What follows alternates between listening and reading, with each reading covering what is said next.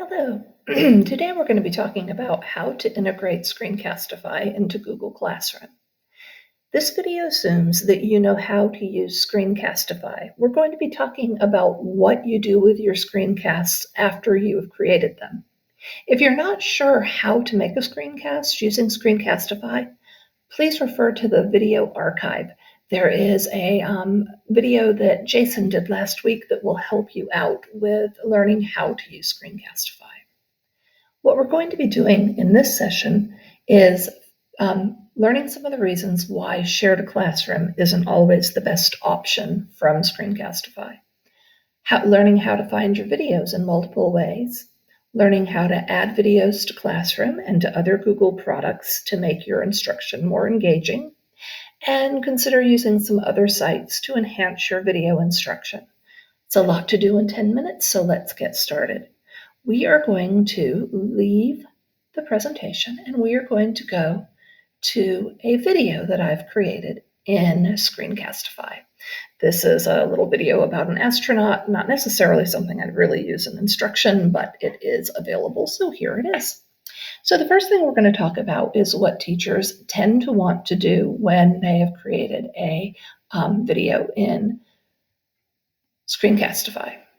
Right here, we have a link that says Shared Classroom. Now, sometimes it might be hidden down here under More Options, but mine is right here.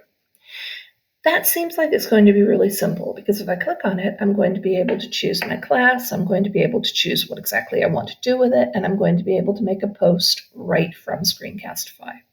There are a few problems with that. One is that we're seeing a number of errors pop up when people try to use this. Screencastify is one product and Google Classroom is another product, and the two are constantly being upgraded.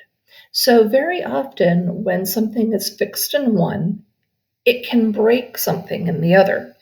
You're not doing anything wrong if you get an error message. It is just that somehow the two products have become out of sync and they have to get enough notifications that it's not working for them to fix it. So you may be very frustrated if you go through and you do all the steps just like you're supposed to, and then you get a big error can't be added to your classroom notification. There's nothing to worry about though, because you can still use your video. Simplest thing to do is remember that right up here you have copy shareable link. You can copy that link and then you can paste it into your lesson or your assignment on Google Classroom, and it's going to work fine. The students can click on it and it will play. You can do a few other things though, if you remember where your videos are being stored. It is very nice that the minute that you make a video, Screencastify takes you to this page so you can see all the details of your video. But you need to realize where your video is actually being saved. It says right up here it's in your Google Drive. Well, that's not terribly helpful unless you know where in your Google Drive it has gone.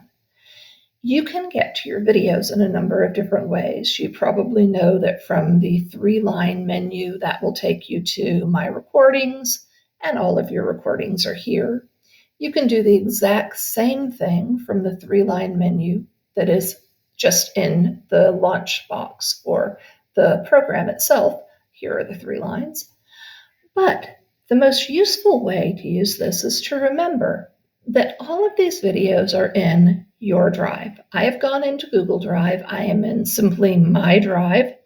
And if I scroll down here, I can get to a Screencastify folder. See this one? All of my Screencastify videos are located in this folder. Here they all are. They're in a slightly different order than they were in my recordings page, just because of the way that things are alphabetized, but no big deal. They're still right here, so I've got all of my videos. This is useful because in Google Classroom, when I'm adding a video, I can choose video from Google Drive and go right in and find my video.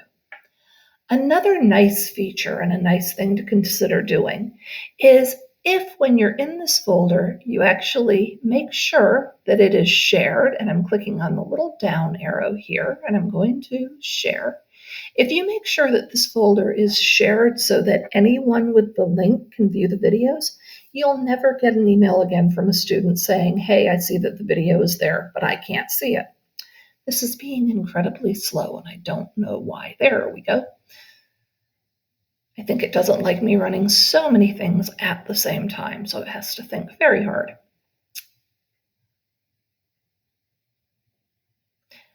But now that I am here, down at the bottom where it says Get Link, most of the time it says restricted or it is limited to people in your organization. If you want to fix it so that it'll never be a problem, click on this and just use the little down arrow to change from either restricted or people in your organization to anyone with the link.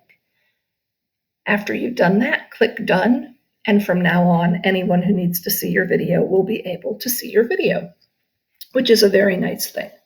So we've talked about where your videos are stored, and we've talked about how to get to them. Now let's talk about how you can use your videos in a number of different ways. I'm trying to move myself out of the way. We'll go to present, but we won't present huge. There we go. So much of this is fumbling around trying to figure out where to put yourself on the screen. So one of the things to realize is that not only can you post your screencasts directly to Google Classroom, you can also use them in other things. So this is a very simple hyperdoc that I could use in a class where I'm teaching children how to 3D design. And what I have done here is I've simply made a slide deck.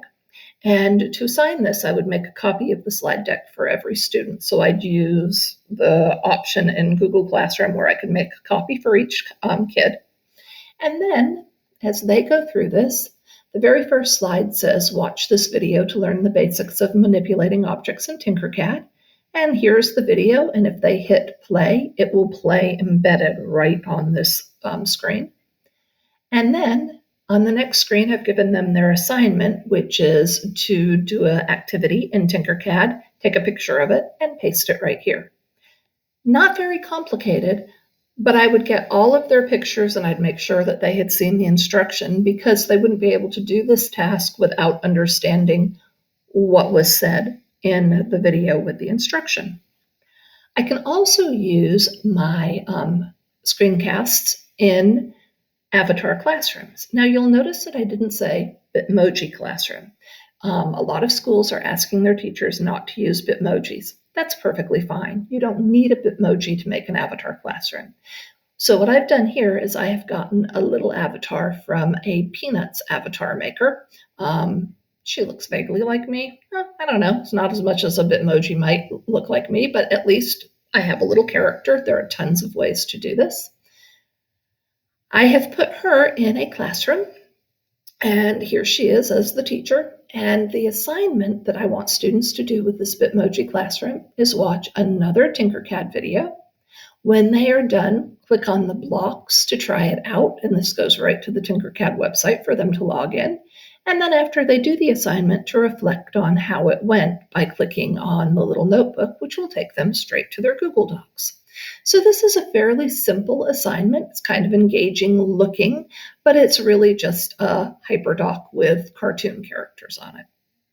So I can use my screencasts in any of these products. I can put it into my classroom. I can use it in any of these things. Let yourself be creative. You can use screencasts in a lot of different ways.